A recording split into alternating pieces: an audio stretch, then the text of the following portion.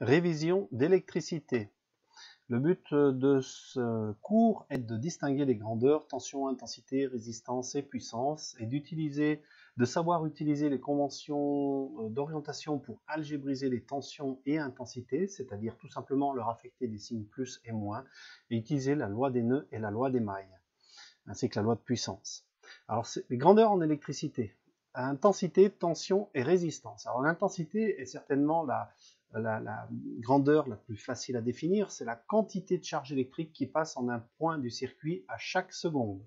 Alors nous avons ici sur cette petite bande dessinée un compteur qui montre que on peut avec un cadran à aiguille mesurer la quantité de charge électrique qui passe en un point du circuit à chaque seconde.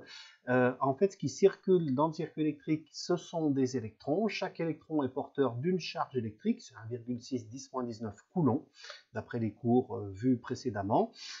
Et donc, plus il y a d'électrons qui passent chaque seconde en un point du circuit, plus il y a de courant électrique, et ça se mesure en ampères. Donc les ampères, c'est des coulombs par seconde. L'intensité se mesure en ampères avec un ampèremètre branché en série. Alors c'est évident qu'un ampèremètre, c'est-à-dire un appareil qui mesure l'intensité, doit se brancher en série dans un circuit parce que en fait il faut ouvrir le circuit et placer l'ampèremètre quelque part pour pouvoir faire cette mesure. C'est comme si on avait un compteur d'eau qui devait passer, un compteur de débit d'eau, si vous voulez faire une analogie hydraulique, eh bien en fait il faudrait mettre le compteur quelque part dans le circuit. Avant ou après un élément de circuit, on mesurerait par exemple un nombre de litres qui passent chaque seconde, mais pour ça il faut ouvrir le circuit et ouvrir le circuit pour mettre le compteur, et dans un circuit électrique ouvrir le circuit pour mettre l'ampèremètre, et bien ça s'appelle brancher en série. La tension mesure la différence d'état électrique entre deux points d'un circuit. Elle se mesure en volts avec un voltmètre qui lui est branché en dérivation. Alors, tension, c'est une différence d'état électrique. Pourquoi ça se mesure, ça se branche en dérivation? Eh bien, si je veux mesurer la tension qu'il y a, par exemple, entre les deux bornes de la pile, justement, dans le vocabulaire même, on retrouve cette notion entre deux bornes. La tension, c'est pas en un point, la tension, c'est entre deux points. Tout comme on ne peut pas tenir un élastique et le tendre en un point, pour tendre un élastique, eh bien, il faut le tenir d'un côté et le tirer de l'autre. Une tension, c'est toujours entre deux points. Donc, la tension mesure la différence d'état électrique, et cette différence d'état électrique, qu'on appelle aussi différence de potentiel, eh bien, elle est liée à la force appliquée aux électrons dans un métal. Alors, liée, ce n'est pas une force, sinon ça s'exprimerait en newton, mais on peut dire que plus cette tension sera élevée, plus les électrons seront attirés d'un côté sur une borne par rapport à l'autre. Alors, la borne plus attire les électrons, donc le plus attire le moins, ça c'est toutes les charges électriques, et la borne moins les repousse. Alors d'ailleurs, on peut voir que si les électrons sont attirés vers la borne plus, eh bien en fait les électrons circulent du moins vers le plus, mais en fait les électrons étant négatifs, la charge électrique correspondante circule dans l'autre sens, et on retrouve bien ce qui est connu depuis plusieurs années, c'est-à-dire que le courant va du plus vers le moins. En fait la charge électrique va du plus vers le moins, mais par contre les porteurs de charge vont du moins vers le plus, mais comme ils portent une charge négative, et bien quelque chose qui va dans un sens qui porte une charge négative, c'est comme quelque chose qui va dans l'autre sens avec une charge positive. Cette nuance étant précisée, on ne s'intéressera plus aux électrons comme porteurs de charge et on dira toujours que le courant va du plus au moins comme ça a toujours été vu. Résistance. Alors, on pourrait associer la notion de résistance à la notion de frottement. Alors, si on a, en fait, dans un fil, il y a tout un ensemble d'atomes, et les électrons qui doivent circuler à travers ce réseau d'atomes auront un peu de mal à se frayer un passage au milieu de ce réseau d'atomes, et ce frottement va être à l'origine d'un phénomène qu'on appelle la résistance électrique. Alors, la résistance, c'est l'aptitude d'un matériau conducteur à s'opposer au passage du courant électrique sous une tension électrique donnée. Ça se mesure en ohms. Et alors, à ne pas confondre, on appelle aussi résistance électrique le dipôle qui est présenté ici, dont voici le symbole, et c'est le dipôle qui est caractérisé par sa résistance Donc ici, une résistance, le dipôle est caractérisé par sa résistance, la grandeur qui se mesure en ohms, c'est le même mot qui est utilisé pour les deux. On peut parfois d'ailleurs trouver le nom résistor pour dipôle et résistance pour la grandeur. Ou alors aussi, alors on va le voir maintenant, la loi d'Ohm, on peut aussi parler de conducteur ohmique, ou résistor, ou résistance, résistance étant le plus courant. Alors, dans une résistance, l'intensité est proportionnelle à la tension imposée, c'est-à-dire que, eh bien, vous voyez que sur ce schéma ici, si j'applique une tension alors par exemple de 0, si j'applique une tension de 2 volts, j'ai quelque chose comme 0,6 ampères. Si j'applique 4 volts, j'ai quelque chose comme 0,12 ampères, c'est-à-dire le double. Si je double la tension, j'ai 2 fois plus d'intensité. Autrement dit, si je pousse 2 fois plus les électrons, eh bien, j'ai 2 fois plus de débit d'électrons. Il y a proportionnalité entre les deux. Cette proportionnalité semble à peu près logique, à peu près évidente, mais en fait, elle n'est valable que pour des résistances. Dans une lampe, par exemple, c'est pas tout à fait vrai. Si je double la tension, ça ne va pas tout à fait doubler l'intensité parce que, en fait, le filament de la résistance va devenir plus résistant quand la température va être élevée.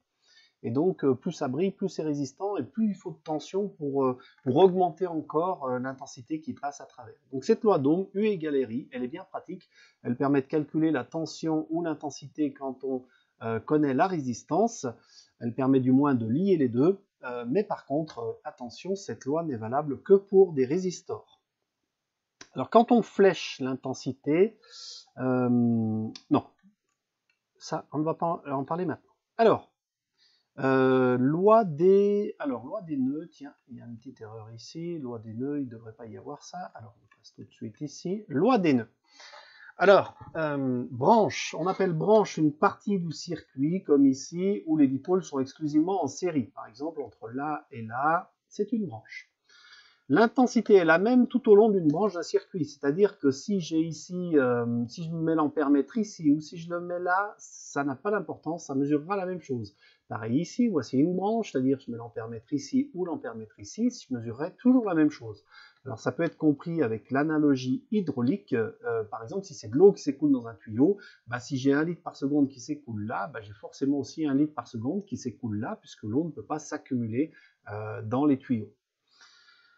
Nœud, c'est l'extrémité d'une branche, donc ici on aura un nœud là, un nœud ici, et la loi des nœuds, et une maille, c'est une boucle fermée en fait, c'est une boucle de circuit fermé qui commence à un nœud et qui revient à un nœud, par exemple ici jusqu'ici.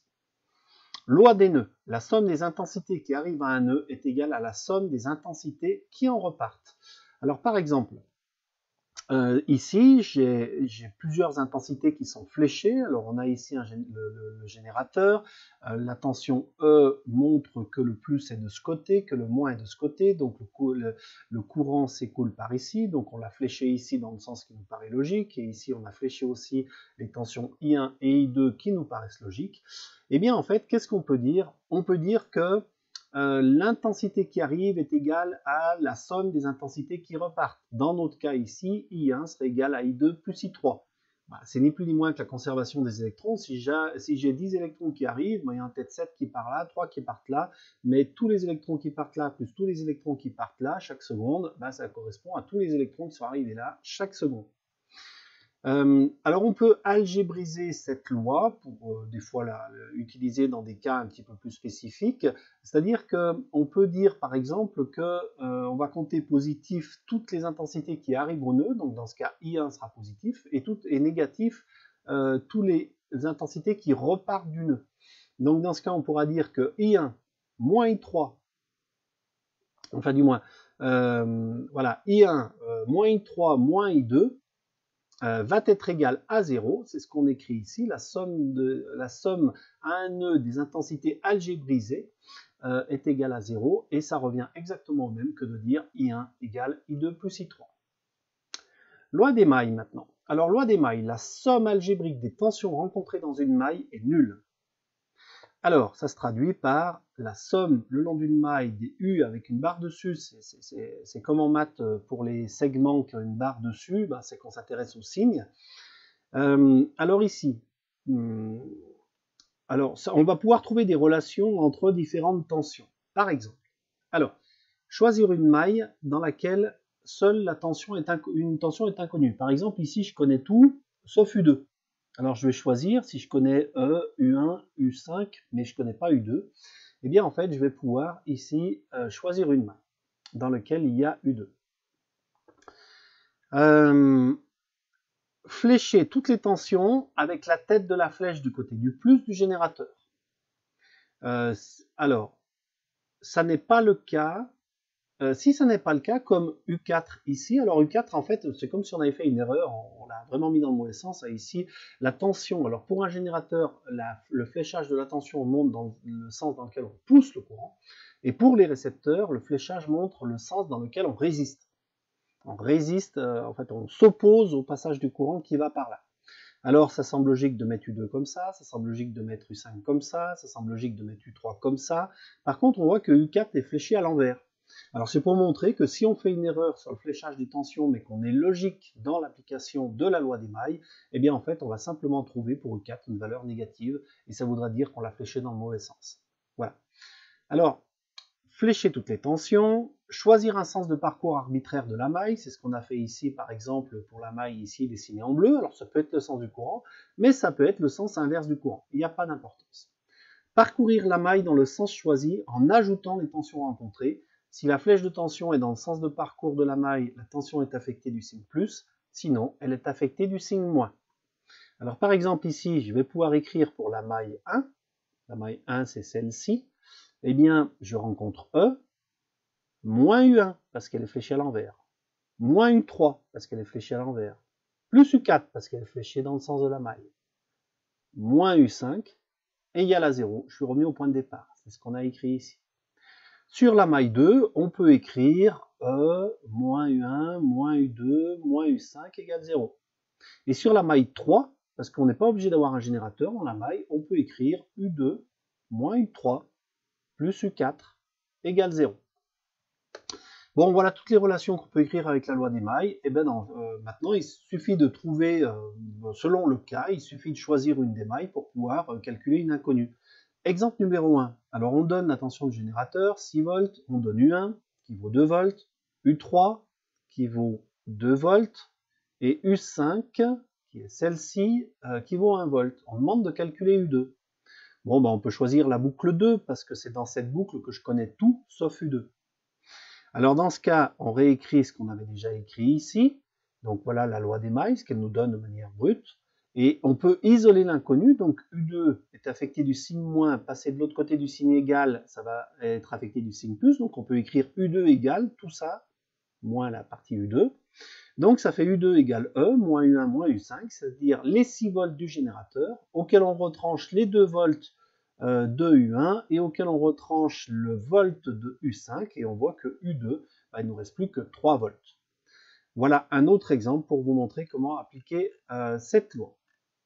Loi de puissance, donc la puissance électrique reçue par un conducteur ohmique est intégralement convertie sous forme thermique et rayonnante, c'est ce qu'on appelle l'effet Joule. En gros, un courant électrique qui passe dans une résistance, et ça chauffe. Voilà comment on pourrait résumer l'effet Joule.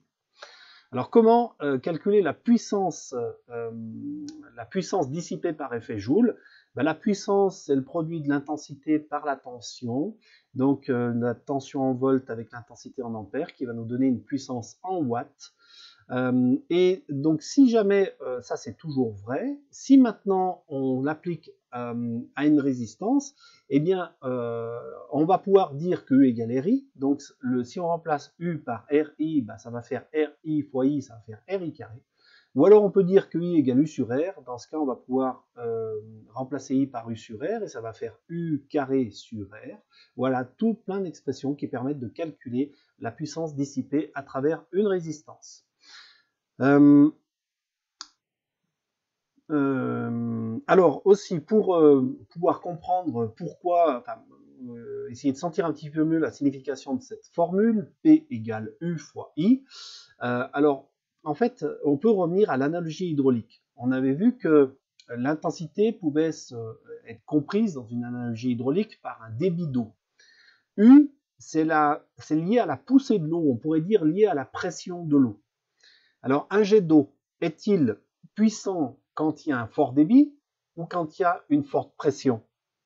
En fait, il faut les deux en même temps. Parce que si vous avez une forte pression, mais que vous avez un tout petit trou et qui laisse passer très peu d'eau, ça fera un jet sous forte pression, mais dans lequel il y a peu d'eau qui sort, et ce n'est pas un jet puissant. Inversement, si vous avez beaucoup d'eau qui sort, mais sous faible pression, ce n'est pas non plus un jet puissant. Par contre, si vous avez beaucoup d'eau qui sort avec une forte pression, c'est le cas d'une lance d'incendie de pompier par exemple, ça fait un jet de forte puissance.